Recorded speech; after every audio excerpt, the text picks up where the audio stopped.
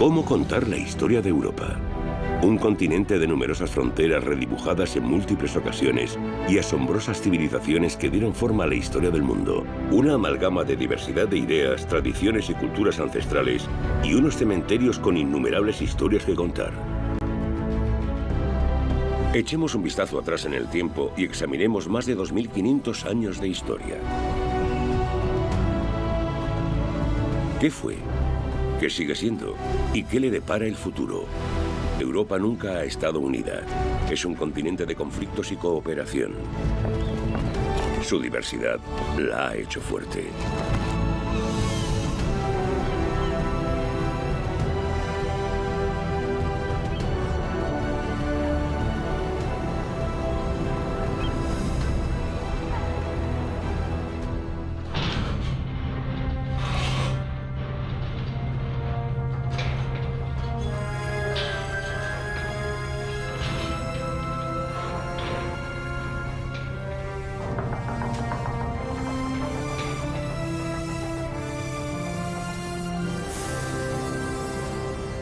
El Sol, que la Tierra gira en torno a él y no a la inversa, es sabido por todos hoy.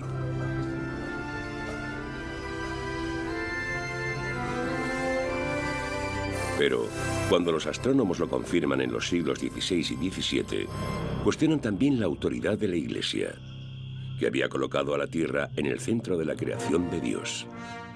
El Sol como centro del cosmos también inspira a Luis XIV, entonces rey de Francia, que quiere establecer un nuevo orden en el universo político de Europa.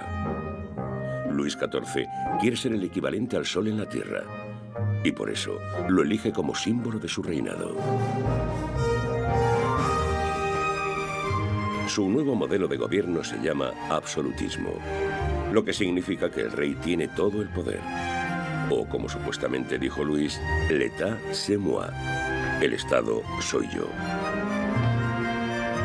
Pero ser el Sol de Francia orbitado por los nobles no es suficiente para Luis. Él desea ser el Sol de Europa.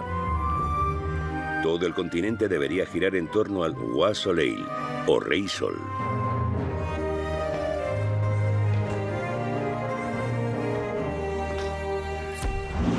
Para lograr su objetivo, Luis libra guerras en todo el continente. La Europa del siglo XVII es propiedad privada de familias nobles. Por un lado, el absolutismo lo separa. Y por el otro, ese se convierte en el ideal por el que todos luchan. Todo el mundo quiere ser como el Rey Sol francés. Luis muestra el camino y da ejemplo, sobre todo con su palacio. El Palacio de Versalles, al suroeste de París, está en ese momento a menos de un día de viaje.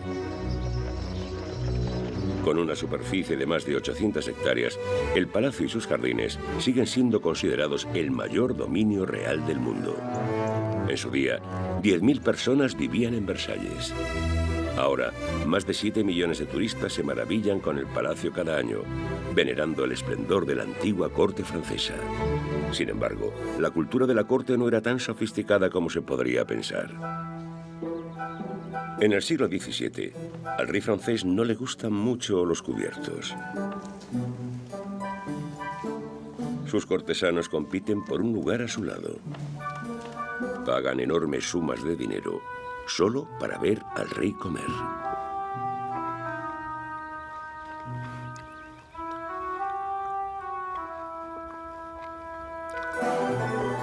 Tan extraña puesta en escena tiene un solo propósito: demostrar la absoluta superioridad de Luis.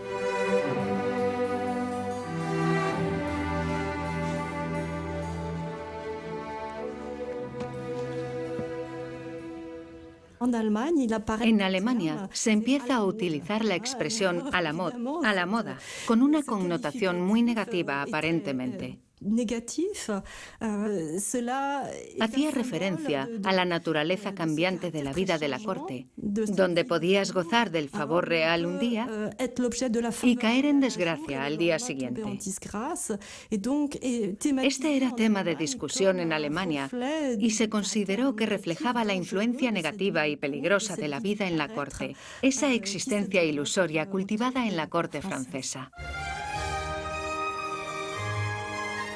A pesar de su rivalidad en los siglos XVII y XVIII, los monarcas y príncipes europeos comparten el mismo gusto. Empezando de nuevo por Versalles, un nuevo estilo de arte no tarda en conquistar el continente: el barroco.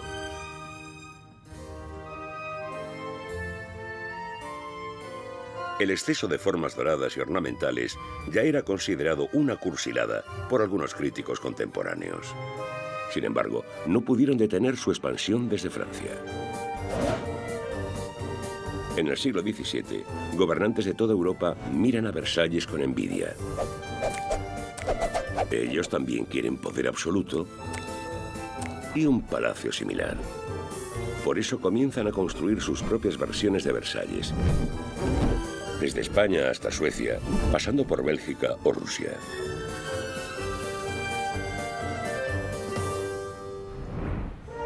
Desde Versalles, el escenario político europeo parece saturado. Cada vez más monarcas intentan eclipsar al rey sol francés. Y eso, para Luis, es inaceptable. Al ministro de Finanzas, Jean-Baptiste Colbert, le preocupa la vanidad de su rey. Además de las numerosas guerras de su majestad, sus extravagantes fiestas amenazan con llevarlos a la bancarrota. Sin embargo, Luis no acepta recortes en su estilo de vida, pues es fundamental para su despliegue real de poder.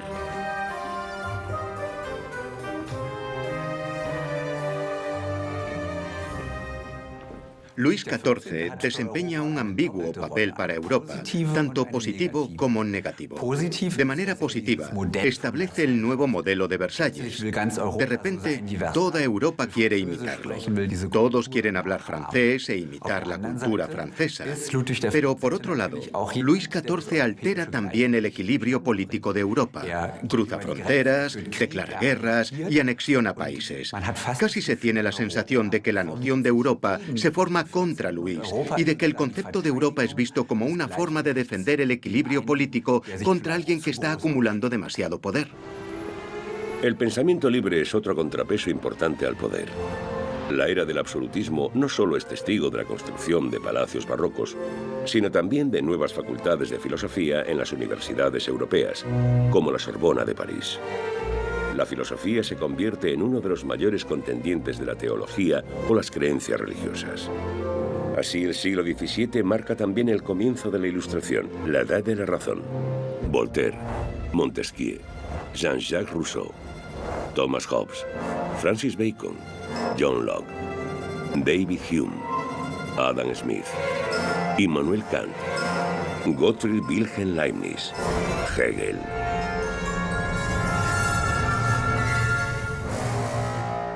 Los siglos XVII y XVIII engendraron algunas de las mentes más brillantes de la historia europea.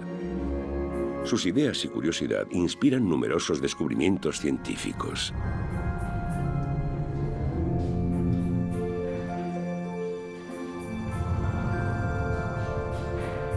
En las décadas de 1660 y 1670, el comerciante y científico holandés Antony van Leeuwenhoek quiere analizar sus fluidos corporales. Para ello, concibe el primer microscopio real y descubre lo que él llama dierkens, o pequeños animales, hoy conocidos como bacterias. Además, descubre que los espermatozoides son la fuente de la vida, y no necesariamente Dios. La comprensión de las leyes de la naturaleza pone en tela de juicio las explicaciones bíblicas de la creación, para desgracia de la Iglesia. Los hallazgos del médico inglés William Harvey parecen aún más inquietantes. En 1628 publica la primera descripción científicamente correcta de la circulación sanguínea humana. El corazón, considerado la sede del alma, se ve degradado a la función de una mera bomba. Según la leyenda, una manzana conduce a uno de los descubrimientos más importantes de la ciencia moderna. Como si no bastara con que la Tierra no fuera el centro del universo, en 1687, Isaac Newton revela que es la gravedad, y no Dios, lo que mantiene a los planetas en sus órbitas alrededor del Sol. En aquel entonces, Europa estaba a la vanguardia de casi todas las ciencias.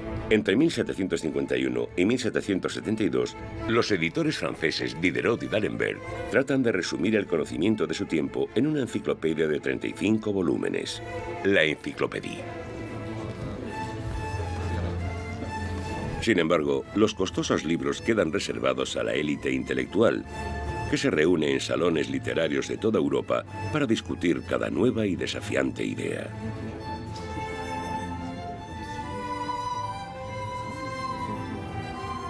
Aunque la Enciclopédie se ocupa principalmente de cuestiones científicas, contiene también artículos que cuestionan la aristocracia y el clero, antiguos poderes del antiguo régimen. Hoy en día, las enciclopedias digitales forman parte de la vida cotidiana y son accesibles para todos, no solo para las élites. Plataformas como Wikipedia invitan a sus usuarios a reunir conocimientos de todo el mundo. Sus más de 35 millones de artículos digitales nunca podrían caber en los 35 volúmenes de la enciclopedia análoga del siglo XVIII. Esta es, por así decirlo, la ilustración del siglo XXI.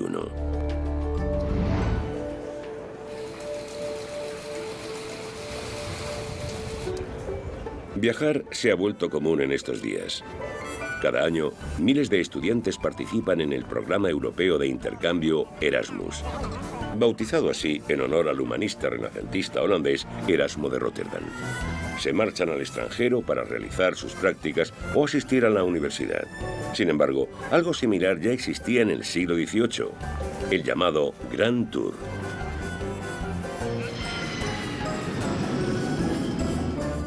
El Grand Tour era un viaje educativo. Básicamente, eran jóvenes nobles que viajaban para experimentar aquello sobre lo que habían leído. Cruzaban fronteras, conocían otros países y sus tradiciones ampliaban sus horizontes, porque cuando ves algo diferente, puedes verte a ti mismo de manera diferente también y tomar conciencia de la diversidad de Europa. Los destinos más populares no han cambiado mucho desde el siglo XVIII. Por aquel entonces, Francia e Italia ya eran los destinos favoritos de los jóvenes nobles, especialmente Venecia, Florencia y Roma. Una visita a la ciudad eterna es considerada el clímax de todo Grand Tour. Obviamente había lugares de Europa a los que ibas de mala gana o simplemente no ibas. El Sacro Imperio Romano, la Alemania actual, no era un destino popular. La gente pensaba que viajar allí era agotador y que la gente no era amistosa. Y aún eran menos los que viajaban más al este, a Rusia. Como nadie quiere ir al este, el zar Pedro el Grande decide viajar al oeste en 1697. Aunque gobierna el mayor imperio del mundo en términos de riqueza económica y progreso técnico, Rusia es entonces uno de los países más atrasados de Europa. El zar quiere cambiar esto estudiando los países más avanzados de Europa occidental. Quiere viajar de incógnito, lo cual resulta difícil. A Pedro el Grande lo siguen más de 300 personas de su corte. En estas circunstancias es imposible mantener el anonimato. Sin embargo, el zar y su gran embajada son bienvenidos en casi todas partes. A cambio, muchos países esperan ganar acceso a Rusia y su mercado. El zar aprende sobre cañones de los prusianos y sobre construcción naval de los holandeses, mientras que los ingleses lo introducen al mundo financiero. Pedro el Grande viaja por Europa durante 18 meses, absorbiendo y aprendiendo todo lo que puede de los europeos occidentales. De vuelta en Rusia, el zar se propone modernizar su país, siguiendo el ejemplo de Europa occidental, y comienza adaptando la apariencia de su pueblo. con efecto inmediato, deben vestirse de forma occidental.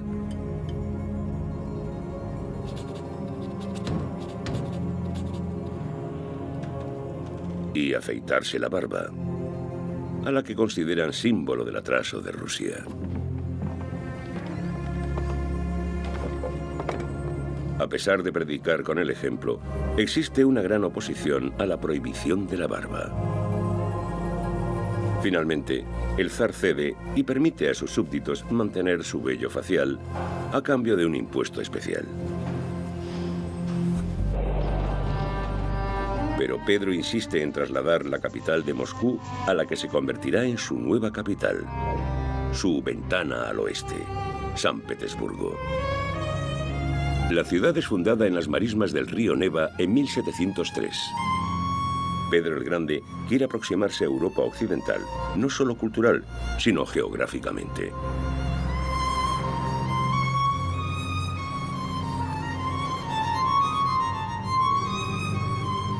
La construcción de su nueva capital es toda una empresa europea conjunta. En ella participan arquitectos, ingenieros y artesanos de todo el continente. Por ende, San Petersburgo es un testimonio de la transferencia de conocimientos de Europa occidental a Europa oriental. Una demostración de fuerza, pero también una letal tarea. Se estima que decenas de miles de hombres perdieron la vida durante su construcción. Los anhelos europeos del zar no se ven minados a pesar del coste. Al menos dará a su pueblo una de las ciudades más bellas del mundo. San Petersburgo puede parecer europea, pero las relaciones entre Rusia y el resto de Europa siguen siendo complicadas.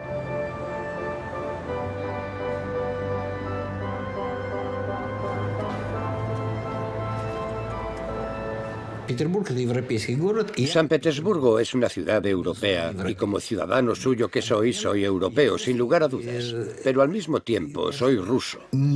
Ser europeo no te impide ser ruso y ser ruso no te impide ser europeo. Esa es mi opinión. Sin embargo, a algunos rusos les cuesta hallar puntos en común con otros europeos y viceversa. Están atrapados en una relación de amor-odio. Durante el reinado de Pedro el Grande, la mayoría de rusos no sienten la necesidad de volverse más europeos. A diferencia de su zar, no quieren afeitarse la barba ni hablar francés. En el siglo XVIII, algunos alemanes critican también la creciente influencia de la moda francesa y piensan en crear su propia vestimenta nacional alemana. En contraste, los franceses se quejan de que en todas partes copian su estilo y de que todos tienen el mismo gusto, las mismas pasiones y hábitos. Pero este debate sobre la moda es superficial. El verdadero problema es más profundo y afecta a la mayoría de europeos. Mientras sus monarcas luchan por el poder absoluto, ellos no tienen nada que decir. Por eso, cada vez más filósofos del siglo XVIII reclaman un despotismo ilustrado. Pensadores como Voltaire y Montesquieu cuestionan el antiguo régimen de la nobleza y el clero. Al exigir la separación de Iglesia y Estado, así como la distribución del poder, sientan las bases de la democracia moderna. Las ideas publicadas en El contrato social de Jean-Jacques Rousseau en 1762 son aún más radicales. Se exige que cada nación sea gobernada por la voluntad general del pueblo. En otras palabras, quiere sustituir el absolutismo por repúblicas.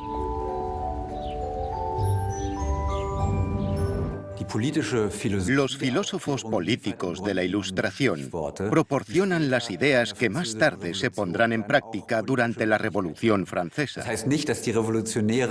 Esto no quiere decir que los revolucionarios franceses irrumpieran en la Bastilla con libros bajo el brazo. Sin embargo, las ideas de la soberanía del pueblo, de la nación, de las elecciones y de la participación política las tomaron los revolucionarios de los filósofos de la Ilustración.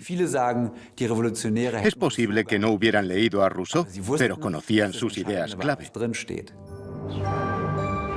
Hoy en día, los filósofos franceses reciben el reconocimiento que merecen. Al fin y al cabo, la democracia europea moderna se basa en sus ideas.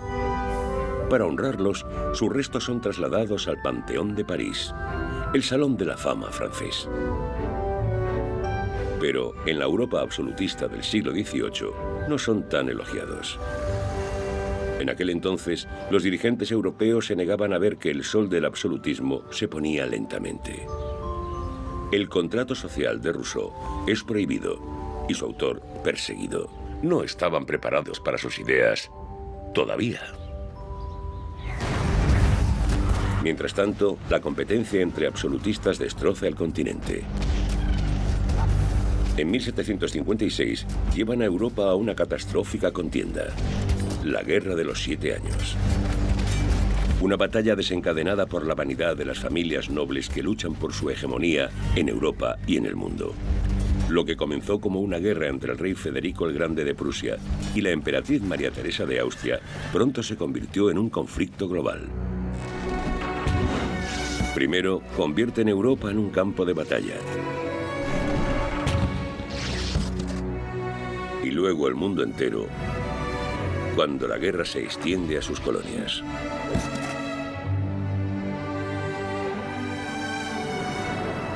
La Guerra de los 7 Años es la primera guerra mundial, librada en 3 continentes y en los océanos.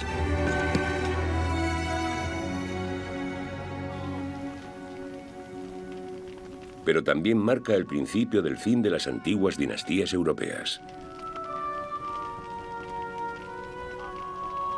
Pronto, el pueblo reclamaría el poder.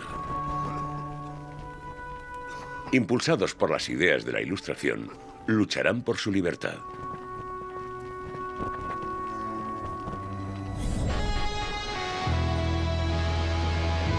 La Estatua de la Libertad simboliza los valores sobre los que se construyeron tanto la Norteamérica moderna como Europa. Esta representa a Libertas, diosa romana de la libertad. Y no es coincidencia que haya una réplica más pequeña junto a la Torre Eiffel. Al igual que la original en Nueva York fue un presente de Francia a Estados Unidos, su hermana pequeña en París fue un regalo estadounidense para los franceses. Ambas fueron erigidas a finales del siglo XIX para recordar a las dos naciones su lucha común por la libertad.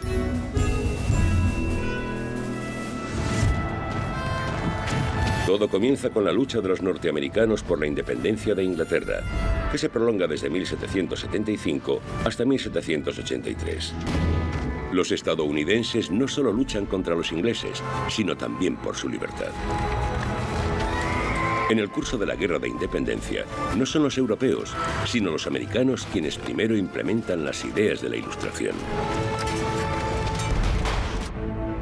El dinero es una de las causas de la lucha. Mientras Inglaterra se enfrenta a la bancarrota después de la Guerra de los 7 Años, a sus colonias norteamericanas les va bien. Por eso el rey Jorge III y el Parlamento británico aumentan los impuestos, entre otras cosas, sobre el té. Pero este impuesto sobre el té en particular resulta muy impopular entre los colonos americanos. No están dispuestos a financiar un gobierno en la lejana Gran Bretaña. De modo que en 1773 suben a bordo de los barcos ingleses en el puerto de Boston y arrojan la carga de té al océano. El motín del té se convierte en el detonante de la Guerra de Independencia.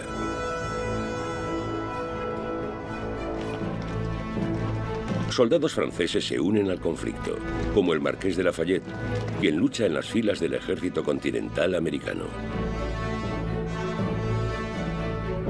El rey francés apoya la guerra contra la corona británica, su antiguo rival.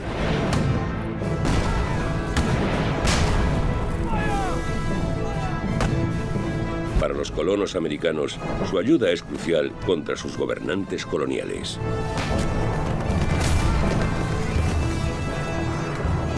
Y aunque la guerra se cobra numerosas víctimas, es el punto de partida para la primera democracia moderna del mundo. Para una vida libre.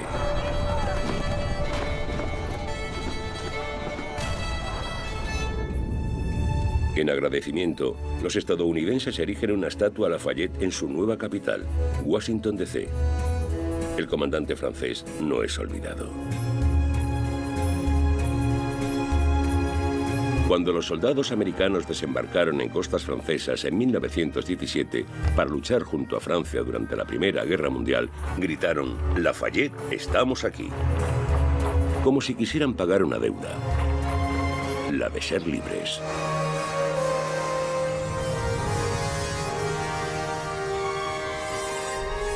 El espíritu de la libertad se extiende de América a Europa. 13 años después de que Estados Unidos declarara su independencia, la revolución finalmente golpea a Francia. París, 1789. Mujeres francesas van a las barricadas. El compromiso militar de su rey en Estados Unidos ha llevado a un aumento de los precios en el país. El pan se ha vuelto inasequible.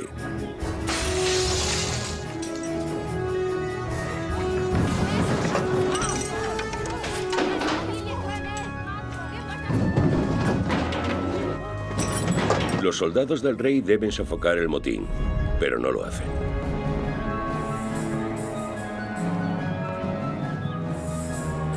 Ellos también quieren pan, libertad y democracia. Es el nacimiento de la Revolución Francesa. Como una tormenta, esta arrasa con la antigua monarquía. El poder ya no está en manos de la nobleza o del clero, sino del pueblo, del llamado Tercer Estado. Crean la Asamblea Nacional, el Parlamento francés, núcleo de la primera democracia moderna de Europa. Y hasta hoy, la República Francesa se basa en los mismos principios revolucionarios: libertad, igualdad y fraternidad. Este es al mismo tiempo el apogeo de la historia nacional francesa y un gran paso adelante. Incluso en el discurso político actual en Francia se escuchan cosas como «somos republicanos» o «es el deseo de la república». Hablar de república no es solo retórica en Francia, es el verdadero punto de referencia del sistema político. Las jerarquías son abolidas. En vez de madame y monsieur, son ciudadana, citoyen, y ciudadano, citoyen, respectivamente. Incluso el rey Luis XVI se convierte en ciudadano, en el ciudadano Luis Capeto. La Asamblea Nacional de París ha influenciado en los parlamentos de toda Europa. La palabra francesa, parler, hablar, parece ser el lema por doquier. Ya sean italianos, españoles, portugueses, ingleses o alemanes, los delegados hablan, discuten y deliberan.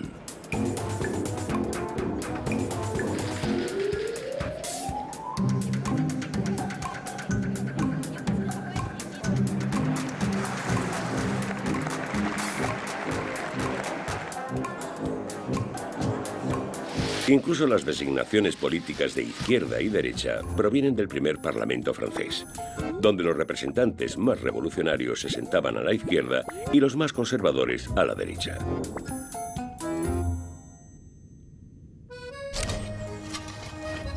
El marqués de Lafayette se convierte en delegado de la Asamblea Nacional.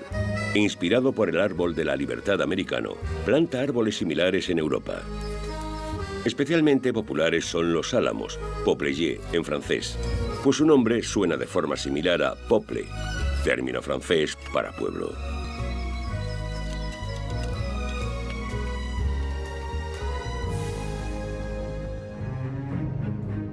Los árboles de la libertad se acaban convirtiendo en símbolo de la República Francesa.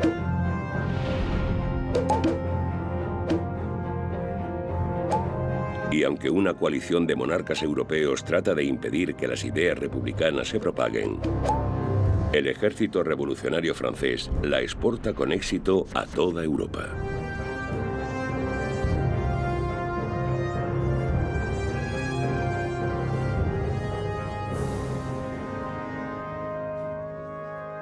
Pero antes, la Asamblea Nacional Francesa aprueba leyes revolucionarias. En agosto de 1789, el marqués de Lafayette de nuevo da un paso al frente. Inspirándose en la Carta de Derechos estadounidense, propone una declaración francesa de derechos humanos. Su Declaración de los Derechos del Hombre y del Ciudadano cambiará fundamentalmente la historia.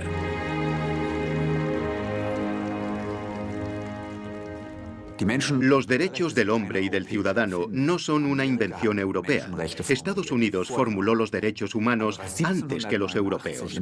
Pero lo que se formuló en 1789 en Francia tiene tal poder simbólico que fue notable en toda Europa. Y aunque solo unos pocos países europeos adoptaron los derechos humanos de inmediato, la opinión de que cada Estado debe tener derechos humanos ha sido ampliamente aceptada en Europa. En 1950, tras los horrores de la Segunda Guerra Mundial, el respeto a los derechos humanos se convierte en la piedra angular de la Europa liberal.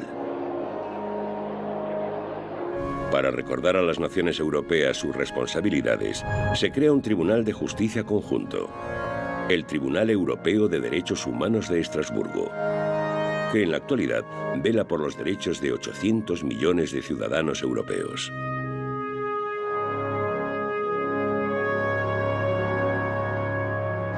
Principalmente por ello, Europa se ve a sí misma como adalid de los derechos humanos. Sin embargo, esto no siempre se corresponde con la realidad.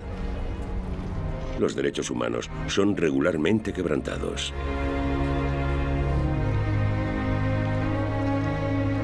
Descubrir y combatir las violaciones de los derechos humanos ha sido el objetivo de Amnistía Internacional desde su fundación en Londres en 1961. El 10 de septiembre de 2001 fue la fecha más importante para la protección de los derechos en Europa. Y a partir de ese momento, y no solo debido a los acontecimientos del día siguiente, sino también a una sucesión de acontecimientos, el último de ellos, la crisis de los refugiados, los líderes europeos están cada vez más dispuestos a sacrificar la protección de los derechos en aras de la seguridad entendida como control de las fronteras y la ilusión de preservar la prosperidad de la política existente. Muchas cosas han cambiado desde el 11 de septiembre y el inicio de la guerra contra el terrorismo. La violación de los derechos humanos no solo es cada vez más frecuente en su lugar de origen, Estados Unidos o por los americanos.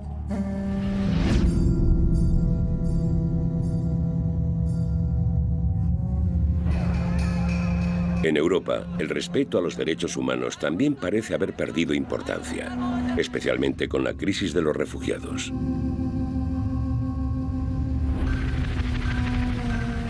Los europeos y sus gobiernos se debaten entre el deseo de libertad y la demanda de seguridad.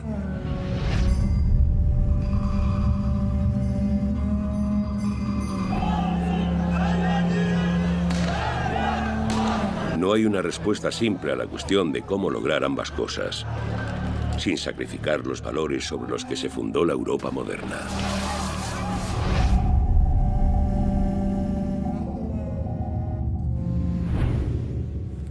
Dar a los derechos ese papel de pegamento social que permita proporcionar a la gente una plataforma donde convivir con respeto y tolerancia es un trabajo constante. Y algo en lo que líderes y sociedades tienen que invertir persistentemente, y quizás no lo estemos haciendo con el mismo vigor que antes. En la época de la Revolución Francesa, los derechos humanos solo se aplican a los hombres.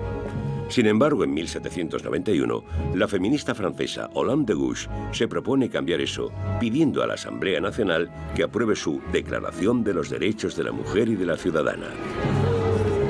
Pero para los delegados masculinos, aquello ya era demasiado revolucionario. No fue hasta principios del siglo XX, más de 100 años después, cuando las mujeres reciben algo que hoy damos por sentado: el derecho al voto. Y aún mejor, poder ser votadas. Como Margaret Thatcher, la primera mujer elegida primera ministra de Gran Bretaña en 1979. O Angela Merkel, primera mujer convertida en canciller alemana en 2005.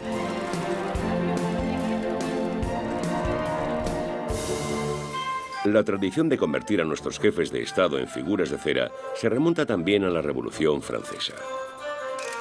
Aunque estas no eran tan halagadoras entonces. Los sangrientos retratos del rey francés se realizan durante un oscuro período de la Revolución.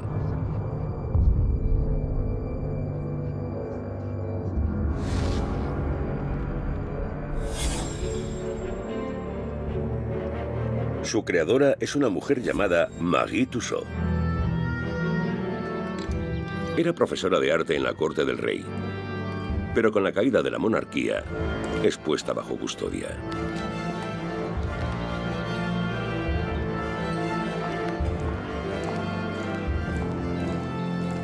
Entre 1793 y 1794 reina el terror en Francia.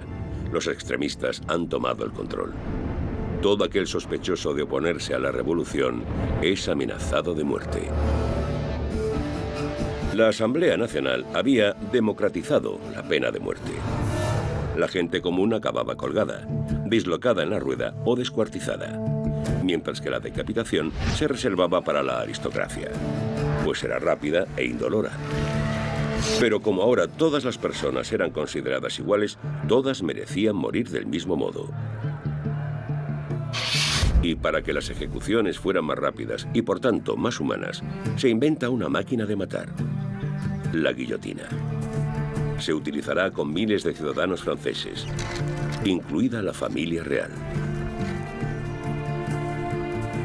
Lamentablemente, cuando Luis XVI es decapitado el 21 de enero de 1793, el mecanismo no funciona correctamente. Supuestamente por el grueso cuello del rey. A Marie Tussaud, por su parte, se le ofrece un morboso trato. Si creaba moldes de cera de las cabezas de la familia real, mantendría la suya sobre sus hombros. Esta accede y más tarde acaba montando un negocio con la cabeza del fallecido rey. Tras emigrar a Londres en 1802, abre su famoso Museo de Cera. Inicialmente, su éxito se basa en su Cámara de los Horrores, en la que se incluían las cabezas de la familia real. Ahora, estas permanecen en el sótano. El público prefiere ahora una bonita foto de familia con la realeza británica.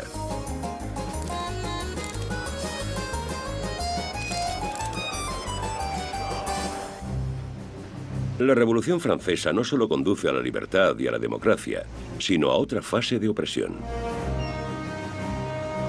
El general Napoleón Bonaparte, natural de Córcega, quiere restablecer el orden en Francia y en Europa.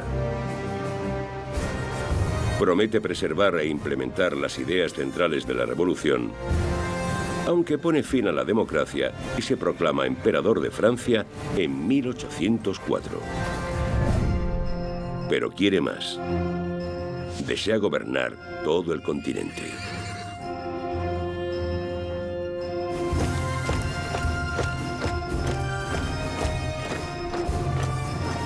Napoleón tiene su propia visión imperial de la revolución y de Europa.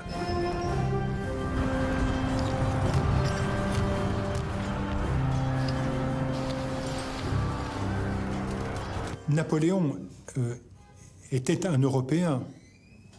Napoleón era europeo en el sentido de que conquistó todo el continente.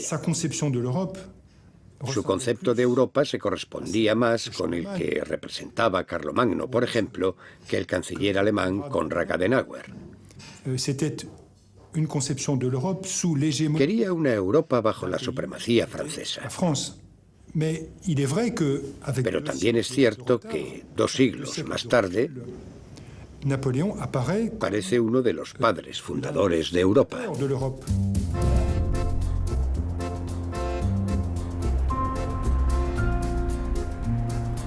Napoleón une Europa con la fuerza, pero también con un nuevo código de derecho. El emperador francés mantiene su promesa.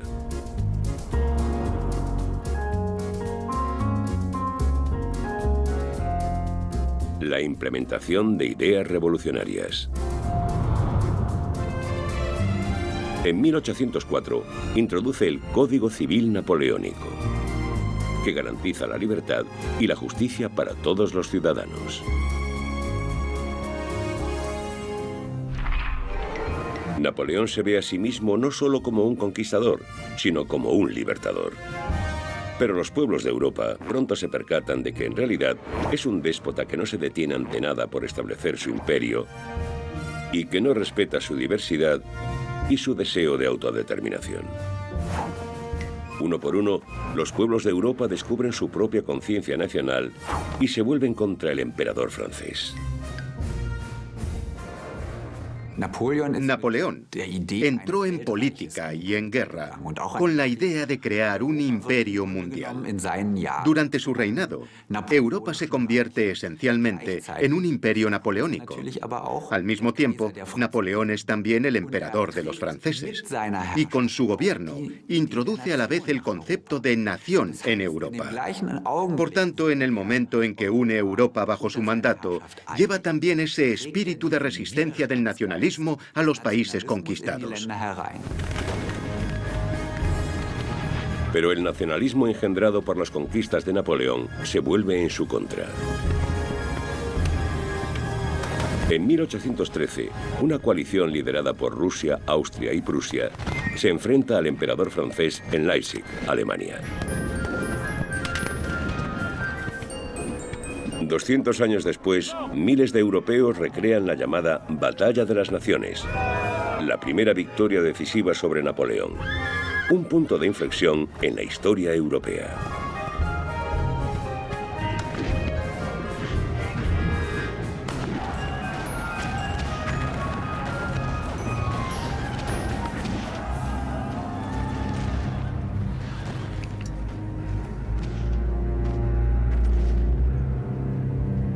Después de que el emperador francés fuera finalmente derrotado, este es exiliado forzosamente a la isla de Santa Elena, dejando a Europa con una ambigua herencia.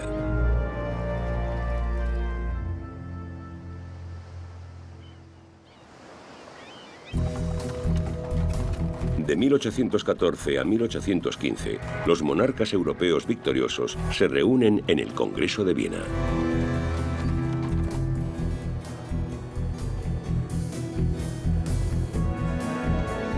Se unen para restablecer el orden en el continente y su poder.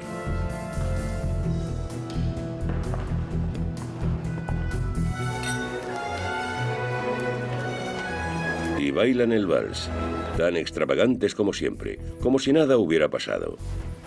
Sin embargo, las verdaderas decisiones no se toman en el salón de baile, sino a puerta cerrada.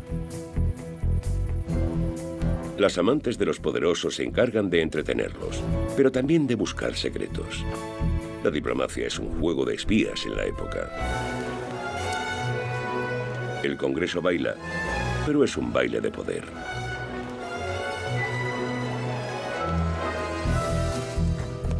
Uno de sus objetivos es establecer una paz duradera, pero los monarcas tratan también de mantener, si no expandir, su influencia.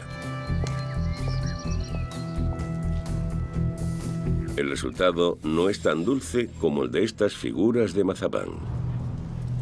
El reloj retrocede a tiempos anteriores a la Revolución.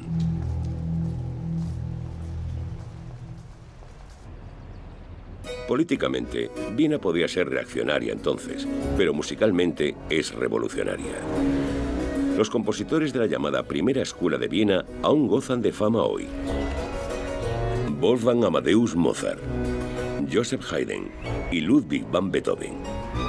Los tres están asociados a composiciones musicales repletas de emociones. Pero la música de Beethoven, sobre todo, tiene también un mensaje político.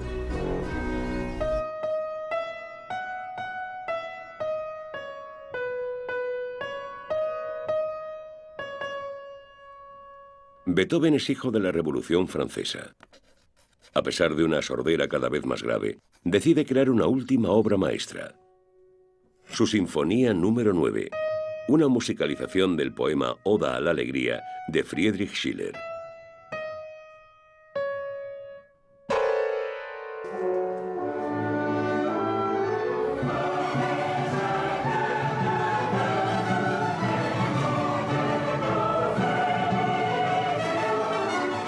Hoy es una de las sinfonías más tocadas del mundo.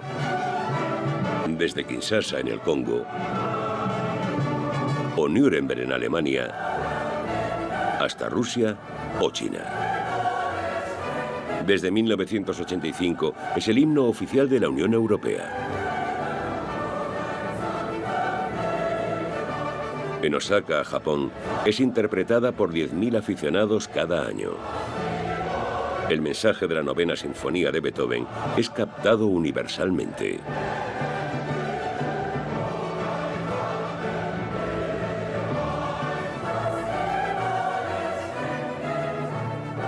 Pero en 1824, en su estreno en el Teatro de la Corte Imperial y Real de Viena, nadie presagia tal éxito. A fin de cuentas, la Sinfonía de Beethoven era la versión musical de la Revolución Francesa con una evocadora afirmación: todos los hombres serán hermanos.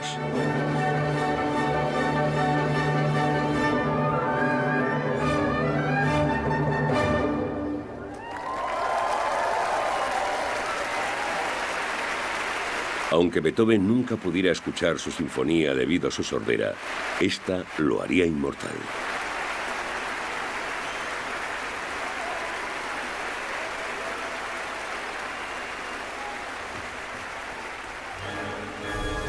En Bruselas, la música llega a comenzar una revolución en 1830. En ese momento, en el Teatro Real de la Moneda, se representaba La Muda de Portici, una ópera sobre una revuelta contra un opresor.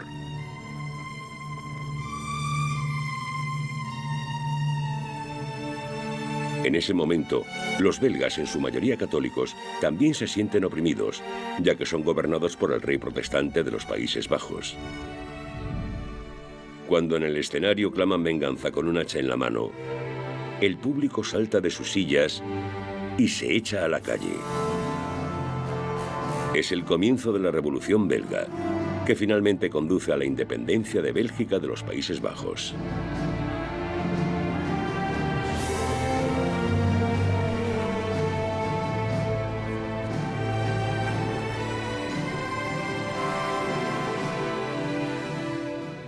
La Muda de Portici es un buen ejemplo de cómo la ópera puede avivar los ánimos y hacer que la gente se rebele.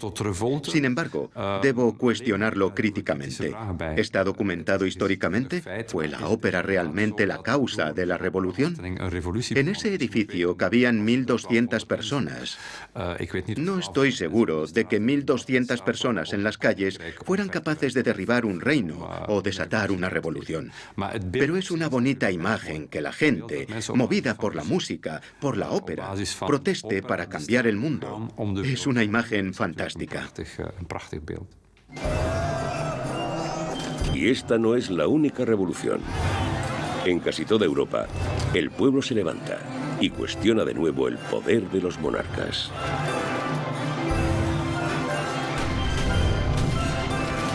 Su lucha por la libertad culmina en las revoluciones de 1848, en la llamada Primavera de los Pueblos.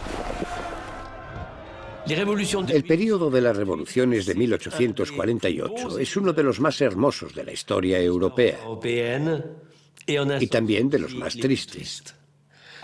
En aquel entonces surge la idea de la llamada Europa de las Naciones o el gran sueño de las naciones. Esto significa que las naciones se emancipan y forman nuevos gobiernos. Se conciben de inmediato como parte de una comunidad más allá de Europa basada en valores comunes, en la libertad, la democracia y la tolerancia. Esta época sería descrita más tarde como Primavera de los Pueblos, y la primavera es una bella estación.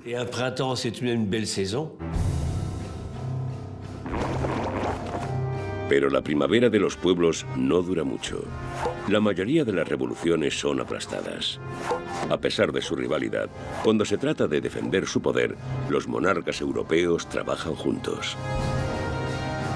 Los lazos del Congreso de Viena demuestran ser más fuertes que el pueblo. En las revoluciones de 1848, es el pueblo el que se ve linchado, no los reyes.